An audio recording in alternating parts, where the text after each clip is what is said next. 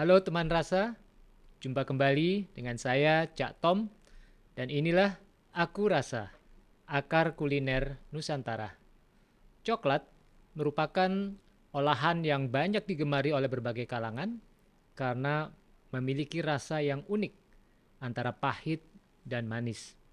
Banyaknya penyuka coklat menjadi peluang usaha bagi para pelaku usaha untuk diolah menjadi berbagai sajian yang nikmat.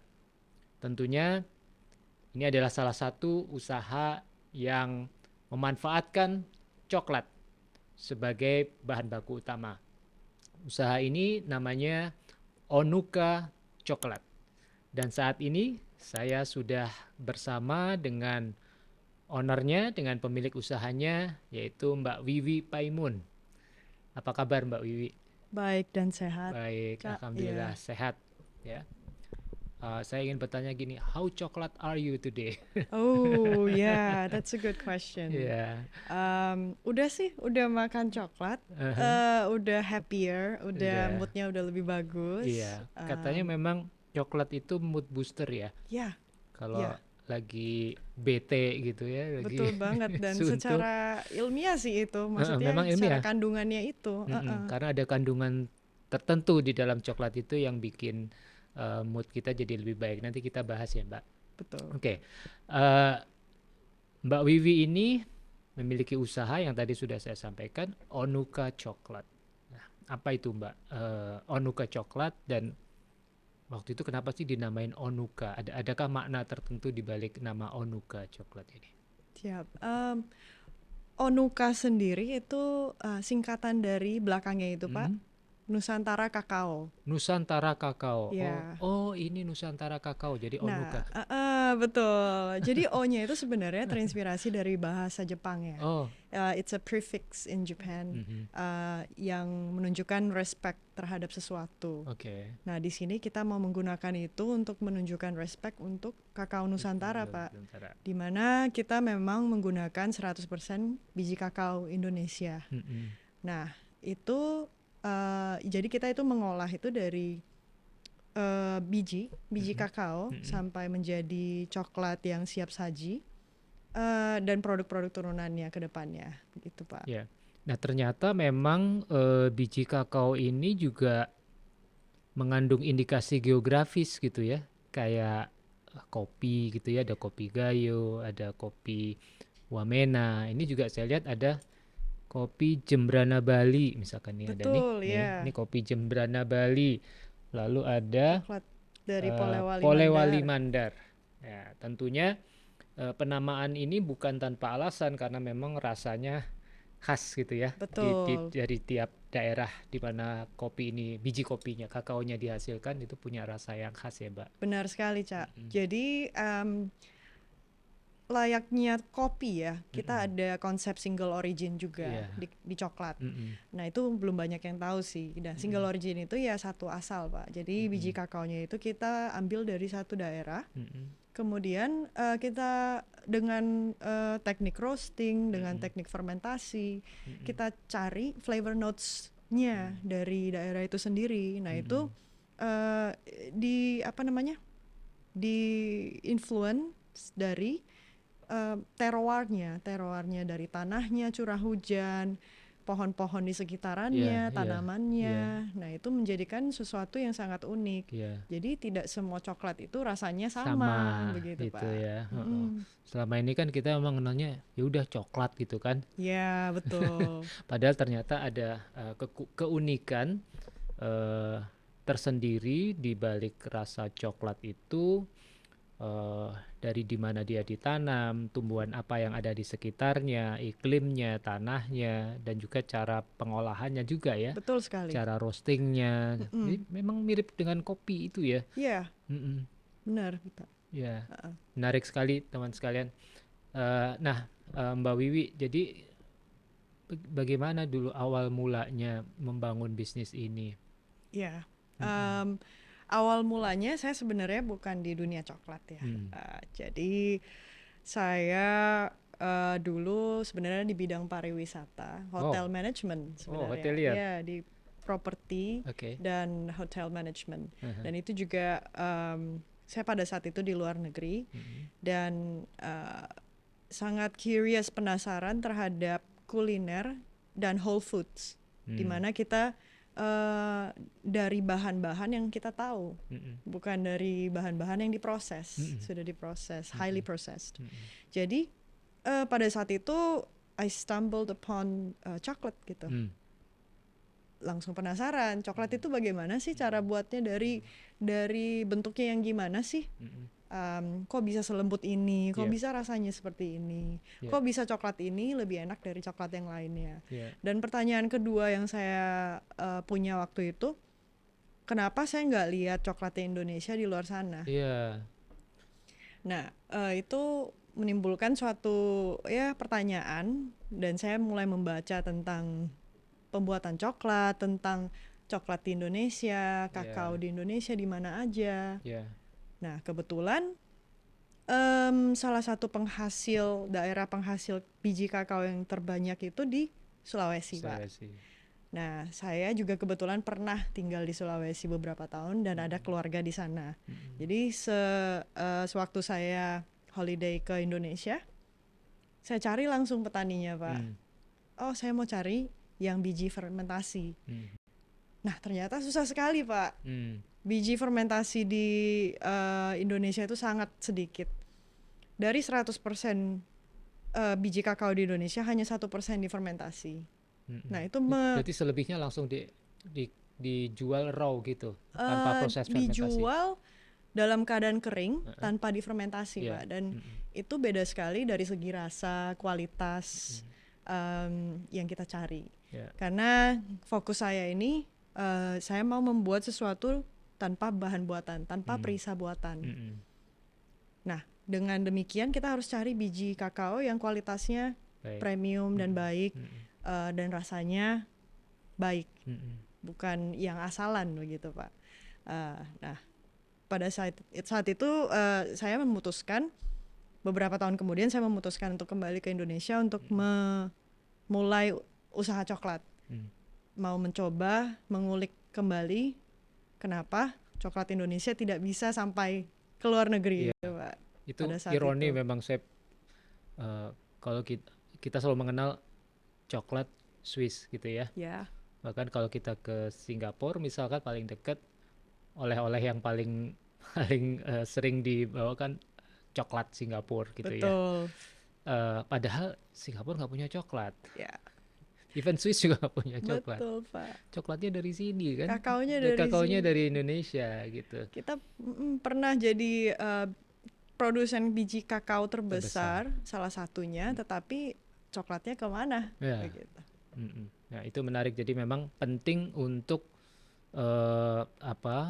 memberikan nilai tambah pada produk-produk komoditas kita. Selama ini mungkin kita memperlakukan coklat salah satunya just as a commodity, gitu ya. Inilah saatnya kita menghilirkan, memberikan nilai tambah menjadi sebuah produk kreatif yang punya value, yang punya nilai tambah. Betul sekali, gitu, Pak. Dan dari segi pariwisata akan sangat menarik sekali sih itu, saya lihat. Oke. Nah saya juga melihat nih Mbak Wiwi, kebetulan saya ada event yang terkait dengan food startup gitu ya. Saya melihat banyak sekali tiap tahun produk coklat gitu, dari anak-anak muda yang bikin usaha startup di bidang ini, memulainya dengan coklat gitu ya. Banyak sekali brand atau merek dan konsep-konsep yang itu. Nah kalau Onuka ini, apa value yang Mbak Wiwi mau tonjolkan atau sampaikan kepada konsumen sehingga saya mau pilih Onuka daripada yang lain gitu? Kalau kita itu lebih fokus ke dark chocolate ya, Pak, sebenarnya. Jadi moto kita itu good for you, the farmers and the planet. Jadi lebih less sugar, dan kita tidak ada bahan buatan sama sekali. Jadi semua dari komposisi kita bisa dilihat purely cacao beans dan cacao butter dan sugar. Gitu.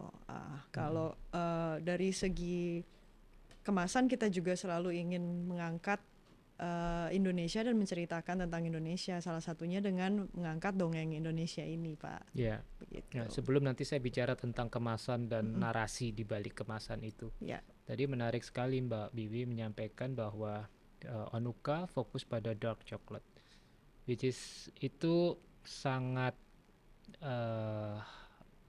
nggak common sebenarnya, karena kita udah maksud saya market Indonesia itu udah terbiasa dengan bahwa coklat itu manis gitu kan. betul, betul, Coklat Pak. itu manis gitu. Iya, Dan terbiasa dengan produk-produk itu, sehingga kalau bicara dark chocolate karena dia pure coklat, jadi memang rasanya kan agak lebih bold, lebih pahit gitu kan, benar. dibandingkan dengan coklat yang selama ini umum nikmati gitu. Nah, Ya. apa tantangannya tuh Mbak? Tantangannya besar sih, Pak, kalau di Indonesia. Mm. Kita ada di daerah-daerah tertentu di mana konsumennya memang sangat mengerti dark coklat. Dan malah jika kita pop up di sana, orang cari yang 80% ke atas, Pak, darkness-nya. Dan ada juga yang the other extreme. Jadi yang benar-benar 60% aja sudah pahit sekali, padahal tidak gitu kan. Jadi itu tantangan sekali sih, Pak. Bagaimana cara kita membaca market, di mana ada specialty coffee misalnya, di sana orang bisa menghargai specialty chocolate seperti ini. Di mana nah di tahun pertama kita ada itu, kita sebenarnya tidak ada offline store karena kita mau membaca market, Pak. Kita mengikuti beberapa events, pop-up store di beberapa kota. Kita membaca di mana sih kota yang bisa menerima produk ini, dan di dalam kota itu di mananya, Pak? Misalnya Jaksel kah, atau Barat kah, atau di mananya? Nah, dari situ kita membaca memang bukan hanya segelintir orang, tapi kalau misalnya kita hit the market itu bisa gitu, karena memang ada konsumen dan makin kesini orang makin sadar akan pentingnya pola hidup yang lebih sehat.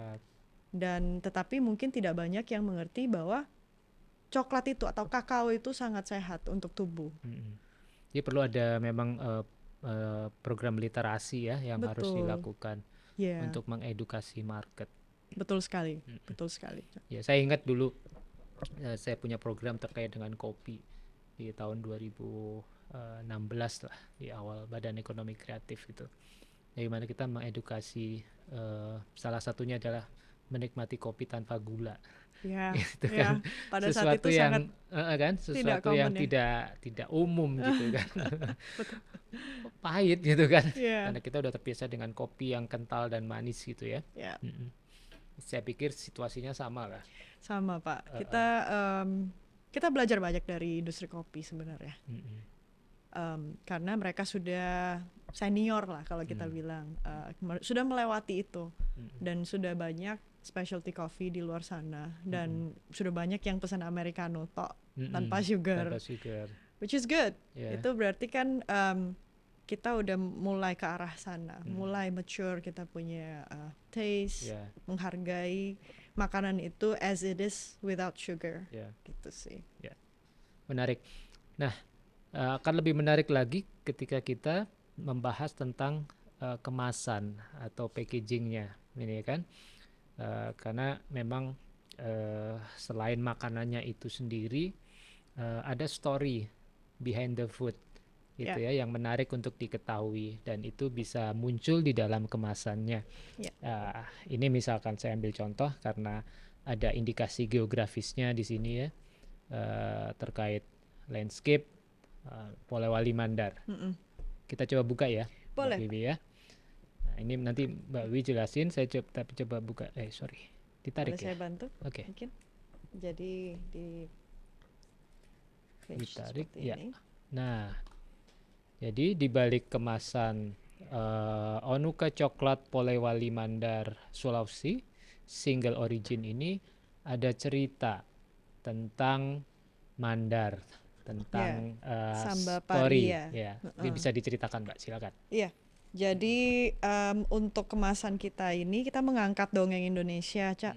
Jadi saya lihat kita itu kan sangat Nusantara gitu ya. Island to another island itu semua budayanya beda, ceritanya beda, dan itu kita mau mengangkat itu karena kita ada single origin. Misalnya single origin Sulawesi, kita ambil dongeng Sulawesi. Misalnya yang seperti ini. Untuk yang Sulawesi kita ngangkatnya Samba Paria. Mungkin tidak banyak yang mengetahui dongeng ini, tetapi itu tujuan kita sih, mengenalkan yang belum banyak ditahu. Jadi konsepnya itu ilustrasinya di depan kita buat se-playful mungkin supaya konsep dark chocolate itu lebih approachable juga, Cak. Jadi selain itu kita juga ingin salah satu moto kita kan good for the planet. Jadi secara kemasan kita mau reuse kemasan ini. Bagaimana caranya? Dengan memadukan konsep dongeng, cerita, dan reusing the packaging, kita menggunakan konsep bookmark. Jadi ada perforasi di sekitar kemasan ini yang bisa dijadikan bookmark. Dan di belakangnya itu ada cerita dongeng Indonesia dalam bahasa Inggris supaya turis mancanegara pun bisa membaca itu. Nah, ini teman rasa jadi menarik nih, dari kemasan ini dan coklatnya kita makan. Di sini ada dongeng atau narasi tentang tempat atau wilayah di mana coklat ini ditanam, gitu ya, hal-hal yang menarik tentang daerah itu. Lalu juga kemudian ada proses pembuatan coklat itu sendiri, ya. Ternyata coklat itu juga mulai proses budidayanya, panen, kemudian pengolahan pasca panen, fermentasinya, roastingnya, bagaimana, grinding dan lain sebagainya. Ada di sini, jadi menarik sekali. Dan hari ini saya rasa hampir semua bisnis itu berusaha juga connect dengan sustainability. Yes.